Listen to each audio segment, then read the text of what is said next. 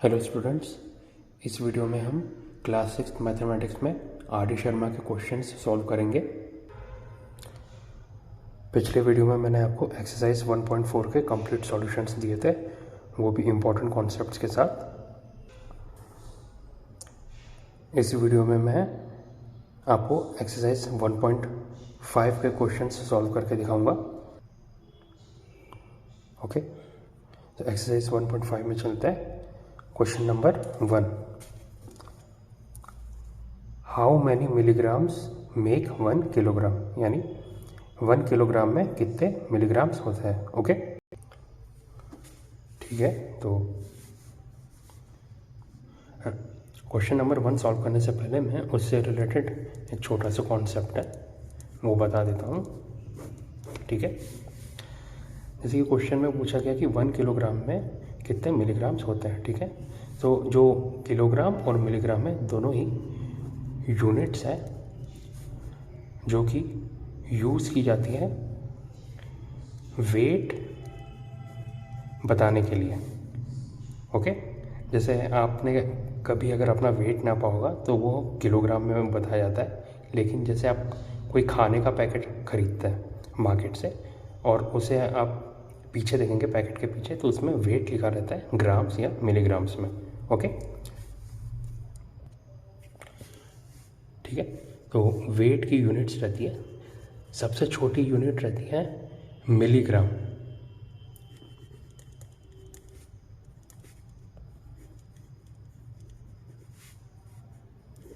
Bracket में mg, ठीक है, मिलीग्राम mg, ठीक है। उससे फिर बड़ी यूनिट रहती है ग्राम, ब्रैकेट में आप gm लिख सकते हैं। फिर उससे बड़ी यूनिट रहती है किलोग्राम, इसे आप kg से रिप्रेजेंट करते हैं, तो ब्रैकेट में kg, ठीक है। मिलीग्राम, उससे बड़ी ग्राम, उससे बड़ी किलोग्राम, ये नॉर्मली हम यूनिट्स यूज़ करते हैं वेट मेजर करने के लिए। ओके, अब इनके बीच का रिलेशन देखते हैं।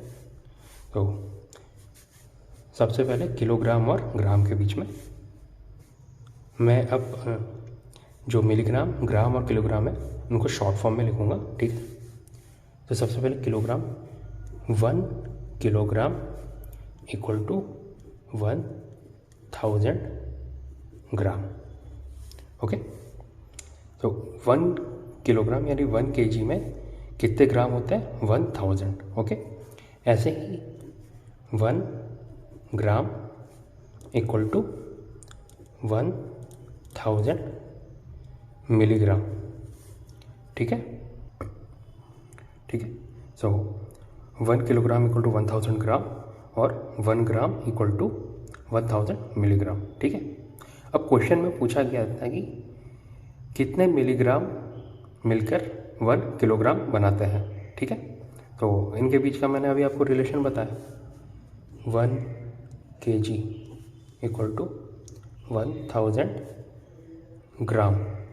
इसको आप ऐसे भी लिख सकते हैं 1000 इंटू 1 ग्राम, है ना। अब हमें पता है कि 1 ग्राम इक्वल टू 1000 मिलीग्राम होता है, सो यहाँ से आएगा 1000 इंटू, अब इस 1 ग्राम को क्या लिख सकते हैं? 1000 मिलीग्राम, 1000 मिलीग्राम। ठीक है, तो इससे आंसर क्या आ गया? 1000 इंटू 1000, टोटल जीरोस कितने हो गए? 6, 1 0,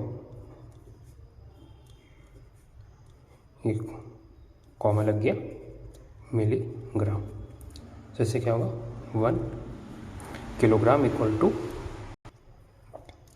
यहाँ क्या 1 किलोग्राम इक्वल टू इतना ग्राम, 1 10 100 1000 10,000 लाख 10 लाख, यानी 10 लाख मिलीग्राम। ठीक है, 1 gram equal to 10 lakh milligram. ये हो गया क्वेश्चन नंबर 1 का सॉल्यूशन। अब नेक्स्ट क्वेश्चन पे चलते हैं। Question number 2, a box of medicine tablets contains 2 lakh tablets each weighing 20 milligram, यानी एक मेडिसिन टैबलेट का बॉक्स है जिसमें 2 लाख टैबलेट्स है और हर एक टैबलेट का वेट कितना है? 20 मिलीग्राम।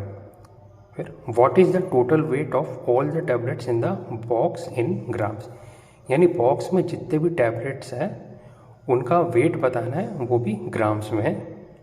और फिर नेक्स्ट है किलोग्राम। अच्छा ठीक है, टोटल वेट हमको बताना है सभी टैबलेट्स का, पहले ग्राम्स फिर किलोग्राम्स। ठीक है, चलिए सॉल्व करते हैं। ओके, तो क्वेश्चन नंबर 1 तो हमने ऊपर कर दिया, अब क्वेश्चन नंबर 2 में चलते हैं। अभी बताया कि टोटल टैबलेट्स कितने हैं, 2 लाख टैबलेट्स हैं। ठीक है, ये कितना है टोटल टैबलेट्स। ठीक है, टोटल टैबलेट्स कितना होंगे 2 लाख। और फिर कितना दिया था, वेट ऑफ 1 टैबलेट। ठीक है, यह हमको दिया गया था 20 मिलीग्राम। ठीक है, टोटल टैबलेट्स है 2 लाख, वेट ऑफ 1 टैबलेट है 20 मिलीग्राम। ठीक है, वेट ऑफ 1 टैबलेट कितना है 20 मिलीग्राम, टोटल टैबलेट्स है 2 लाख। तो हमें पूछा गया कि जो टोटल वेट कितना है सभी टैबलेट्स का, है ना। सबसे पहले ग्राम्स फिर किलोग्राम्स। तो सबसे पहले तो टोटल वेट निकालते हैं हम मिलीग्राम्स में। तो total weight of all tablets, है ना। Total weight of all tablets कितना होगा, ये होगा सबसे पहले तो total number of tablets multiplied by weight of 1 tablet. ठीक है, तो total weight of all tablets कितना होगा, total number of tablet into weight of 1 tablet. तो इनकी वैल्यूज हमें दी हुई है। टोटल नंबर कितना है 2 lakh multiplied by weight of each tablet कितना है 20 मिलीग्राम। सो मिलीग्राम में कितना आ जाएगा, 2 × 2 4, टोटल नंबर ऑफ जीरोस 6।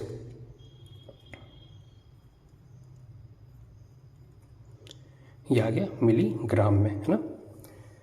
तो total weight of all tablets कितना आ गया 40 लाख मिलीग्राम। आप देख भी सकते हैं 1 10 100 1000 10,000 lakh 10 lakh 40 lakh milligram.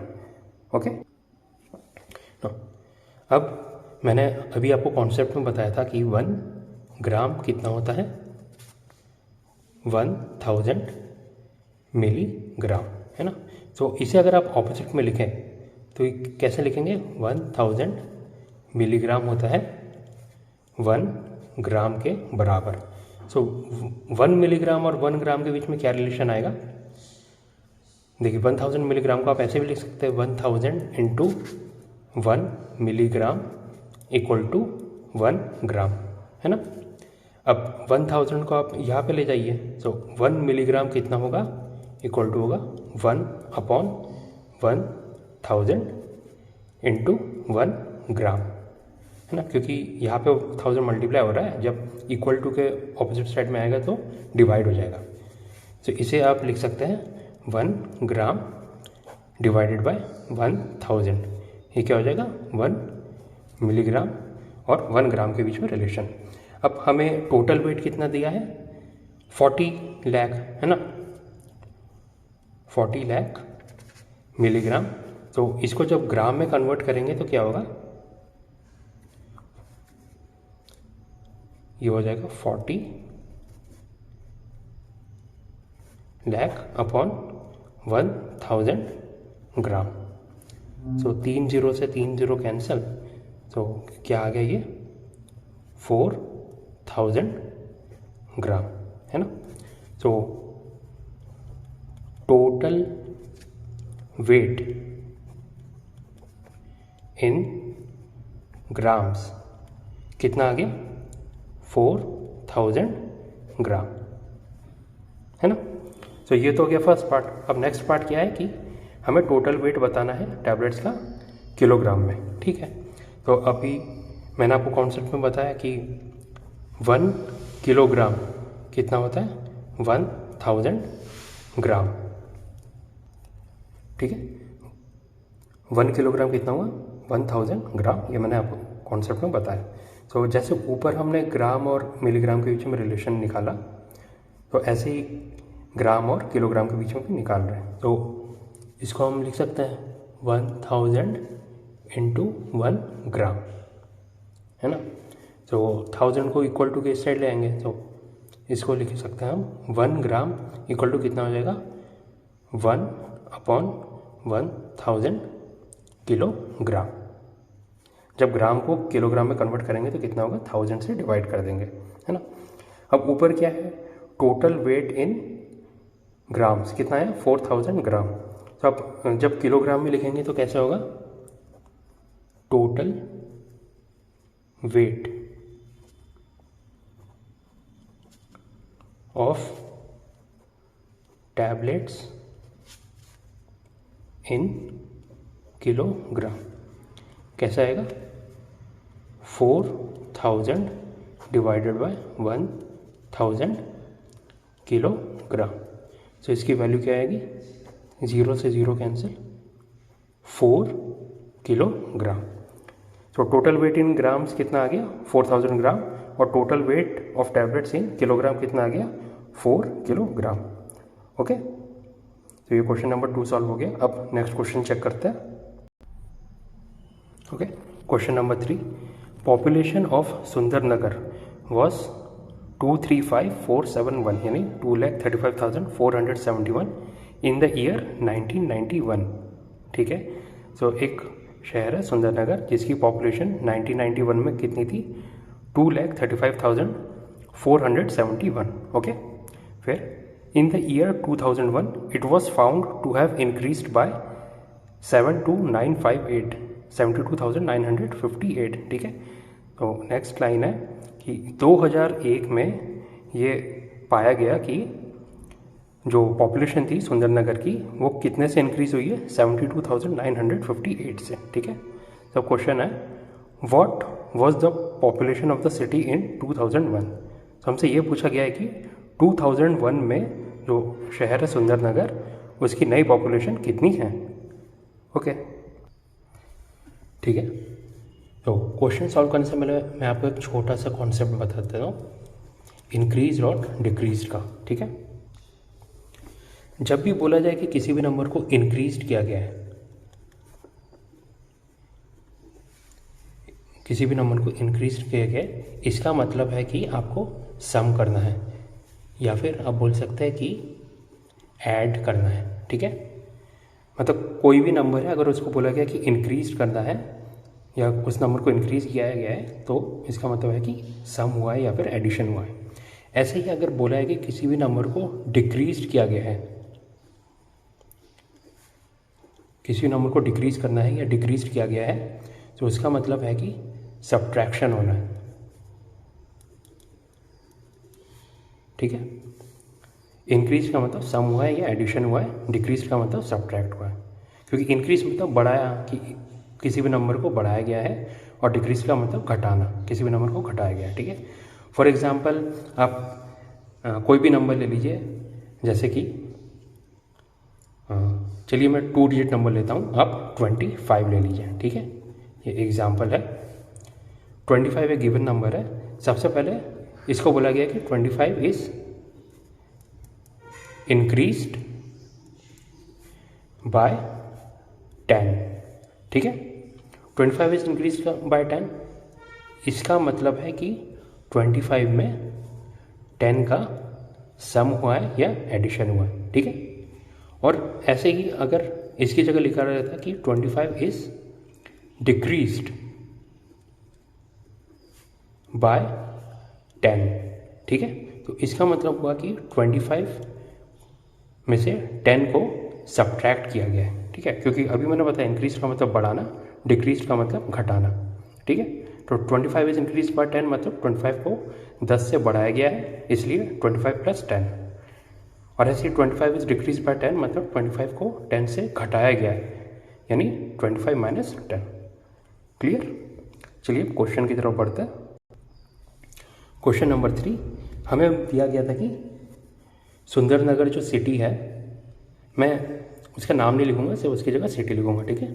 So population of the city in 1991, यानी जो ईयर 1991 था उसमें सिटी की पॉपुलेशन हमें क्वेश्चन में कितनी दी गई है, 235,471, यानी 2,35,471। ओके। और फिर हमें बढ़ाए क्वेश्चन में बताया कि जो 2001 है उसमें ये पाया गया था कि पॉपुलेशन इंक्रीज हुई है 72958 से। तो ये लिख लीजिए direct, increase in population in the year 2001, ठीक है। Increase in population in the year 2001। तो कितने से इंक्रीज हुई है पॉपुलेशन, 72,958, ठीक है। सो इनिशियल पॉपुलेशन 1991 में इतनी थी, फिर पॉपुलेशन को 2001 में कितने से इंक्रीज किया गया, 72,958। और क्वेश्चन में पूछा गया कि सिटी की पॉपुलेशन 2001 में कितनी है, जो नई पॉपुलेशन है। तो अभी मैंने ऊपर कॉन्सेप्ट में बताया, इंक्रीज का मतलब सम, तो इसका मतलब जो नई पॉपुलेशन निकालनी है उसके लिए इसमें इस नंबर को जोड़ना है, ठीक है। तो new population of the city in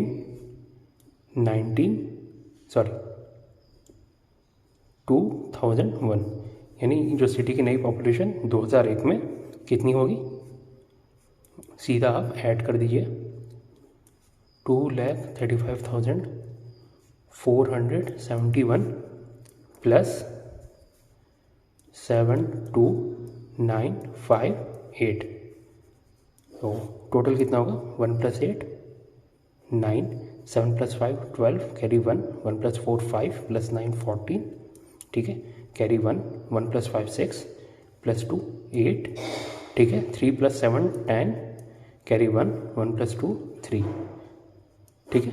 सो ये नई पॉपुलेशन आ गई। New population of the city in 2001 is 308,429, यानी 3,08,429, ठीक है। तो ये सिटी की नई पॉपुलेशन आ गई 2001 में, ठीक है। तो ये क्वेश्चन नंबर 3 सॉल्व हो गया। ओके सर, तो इस वीडियो में मैं बस यही तक सॉल्व करूँगा, जो इसके आगे की एक्सरसाइज है वो मैं नेक्स्ट वीडियो में कंटिन्यू करूँगा, ठीक है। तो आज के वीडियो में मैंने आपको क्वेश्चन नंबर 1, क्वेश्चन नंबर 2 और क्वेश्चन नंबर 3 सॉल्व करके बताया एक्सरसाइज 1.5 का, और वो भी रिलेवेंट कॉन्सेप्ट्स के साथ, ठीक है। तो आज के लिए बस इतना ही। अगर आपको वीडियो पसंद आया तो प्लीज़ लाइक और सब्सक्राइब कीजिए। Okay, now thank you students and have a nice day.